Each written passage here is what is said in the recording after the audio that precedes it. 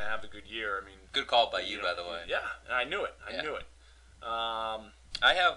Yeah. What do you throw some names out at? Yeah, I have Gronk on my list. I think Chris got him at the very end of the third, which I mean, if he only ends up missing 2 or 3 games and ends up being the Gronk that we all know, then I mean it may be a good pick. But I wonder if he could have got him a little bit later. How about Darrell Richardson in the 4th round? Yeah, Darrell Richardson in the 4th round. Again by John. That kind of surprised me. I didn't really think he was worthy of going that early. Antonio Brown in the beginning of the 5th. Yeah. Seemed a little early. Yeah. And then I also have Kembrell Tompkins. That Brutal took him in the 8th round. I mean, we all kind of, probably in our research, saw that he's kind of a sleeper, but he's not a sleeper if you take him in the 8th round. Yeah, he's been getting so much hype that people are going crazy for it. And I was actually reading an article yesterday or today about it, and they were saying all these good receivers, they're basically all in the 1st round. Right. You know, A.J. Green and Andre Johnson. Right. Julio, Marshall. Yeah, they're all 1st-round picks. And obviously there's a couple random ones like Victor Cruz and who was it? They said another one too. I forget who it was. But obviously they're not all 1st-round picks. But these guys don't just usually don't come out of nowhere. Right. So we'll see how well he does. Right. So let's talk about, we'll see if we hit on some of those this year. Let's talk about some value picks. Some picks that, we really think, guys fell and guys coaches got some good value with their picks. Anything sticks out to you, Bub? Let's see. I mean, I got one. Brandon Marshall. I mean, that kind of stuck out to me right away. The guy, he kept falling. We picked him to go 4th overall in the 2nd round. I don't know if it's because he is banged up a little bit. He's been getting into some couple arguments, I think, with the Bears kind of organization. So maybe that scared some people away. But right. Yeah, he ended up going mid to end 3rd round with him. That was a good pick by. Yeah, and then even Roddy White went in the beginning of the 4th round. Who did he go to? Handy Quacks. Good pick, yeah. But he used to be a perennial 2nd round pick. Right. So it's not like Roddy's dropped off at all. I mean, he's still penciling in for 1,200 yards and 8 touchdowns. How about Antonio Gates? I mean, he's the name recognition alone. You think would he had a terrible year last year, and I think he only missed 1 game. And he just had a flat-out terrible year. Right. So maybe he is done. And, I mean, he's a big guy, maybe. But, I mean, still, 12th round going to Phil is pretty good value. Zach called it. Who's that tight end that he took? He's on the Chargers. Yeah, I forget his name. The San Diego backup tight end. I don't remember. I don't recall his name, but what did he say? That he said he's gonna be a stud. I think he said he's take gonna over have for more than Gates, and so good. Yeah, we'll see. We'll see. So let's talk about possible draft pick of the year. Now, last year, Bub, you picked Jermaine Gresham. I don't think he got drafted. How'd that work out for you? Not well. And this is gonna sound a little cocky, but That's weird. I wanted to pick. I think I did mention this on the show last year. I wanted to pick my own pick last year, but I didn't want to come off as cocky, so I didn't. Right. But I did want to pick RG3, which ended up being the draft pick of the year. But since I didn't do that, I ended up going with Russell Wilson, which was your pick, which is actually a pretty good pick too. So let's pick this year's draft pick of the year, Bub. Who do you let's see if you can rebound yourself from last year's Jermaine Gresham. Who do you think draft pick of the year award? Well, considering I'm going to make the playoffs, it's probably going to come from my team. Okay. But no, you know what? I won't do that. I don't want to sound cocky. I don't want to toot my own horn. Let's see. You know what? But the enthusiasm out of you today is just lacking. It's extremely lacking. It's yeah. Understandably, but I don't. What do you have for? I'm taking a peek through. All right, I'll let you two a little bit looking, but I'm as I mentioned before, I wanted to pick my own pick last year, and I should have, and so I'm gonna do it this year. I'm gonna pick Andrew Luck in the 7th round. I think he'll be a top 3 quarterback. Top 3? Top 3 quarterback. I think he's got keeper potential next year, and I think he's going to lead me to another round 1 loss in the playoffs. Top 3? Top 3 quarterback, not overall. Wow, that's pretty bold. I would say pretty RG3 just like last year. Yeah, that's possible. So have you looked at this, Bub?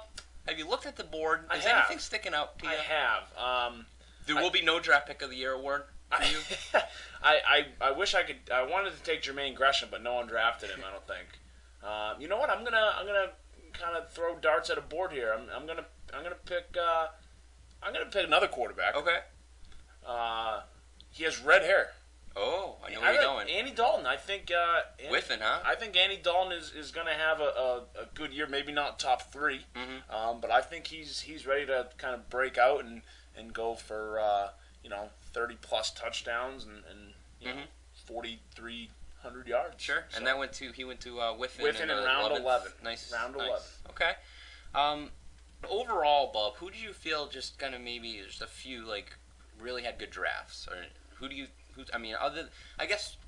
other than handy quacks, other than maybe loggers, rapists, let's mention this though. Right. Let's talk about this real quick, because handy quacks had a lot of picks. He was projected to do well, and he did do well. He made the most out of those picks and got really solid guys with high floors and high ceilings. And then I feel like there are some of those other teams with a ton of picks maybe didn't do that as well. I think they have a lot more question marks than handy quacks have. Okay, I would say. So who are you saying? Let's call it out how we see it. Well, all right. For example, I with 4 third-round picks. Yep. Jay Young. I just don't think his team is as good as I expected, and maybe it's just looking at it on paper, but. Run down the main components of the team real quick for the people. He has Rice, Steven Jackson, and Lamar Miller as his running backs. Okay. Which I'm not a huge Steven Jackson fan. I know obviously people value him differently, but I think there's a slight question mark there. And Lamar Miller is an unknown commodity. Basically a rookie. I know he was in the league last year, but and he took him early. And sometimes you have to kind of reach a little on guys like that, or kind of hopefully they do well, and I think that's a bit of a question mark. And he took T.Y. Hilton in like the 6th round. I thought that was a little early for that, so I just don't think it looks as good as I expected. Okay. All right. Well, hey, not really calling out Jay Young, but you could be wrong. No, I could be very wrong. What about Will? He was very confident. I appreciated his confidence. He seemed like he was a man on a mission. I like Will's team. Let's take a look at it. Said no one ever except for right now.